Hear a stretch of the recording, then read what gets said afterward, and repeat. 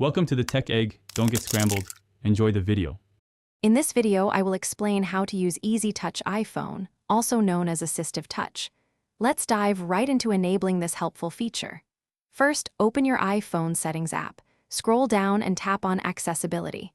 Within the Accessibility menu, find and select Touch, then tap Assistive Touch. Finally, toggle the switch to the on position. You will immediately see a translucent, circular button appear on your screen, ready for use. Once enabled, tapping the Assistive Touch button reveals a menu of useful shortcuts.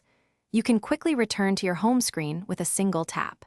It also provides instant access to your control center and notifications, saving you from swiping. Need to lock your screen or change the volume?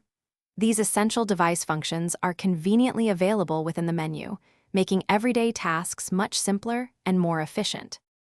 One of the most powerful aspects of Assistive Touch is its customization. You can tailor the top-level menu to include up to 8 of your most frequently used actions. Simply go back into the Assistive Touch settings to add or remove items. Furthermore, you can assign custom gestures, like a pinch or a 2-finger tap, to perform specific tasks instantly. This allows you to create a truly personalized and efficient user experience on your iPhone. Beyond basic functions, Assistive Touch offers advanced device controls. The device option within the menu lets you rotate your screen, mute your device, or even simulate a shake.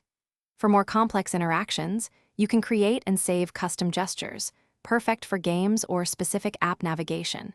You can also adjust the idle opacity of the button, making it less intrusive when not in use, ranging from 15% to 100% visibility. Thanks for watching. Consider subscribing if I helped unscramble your problems.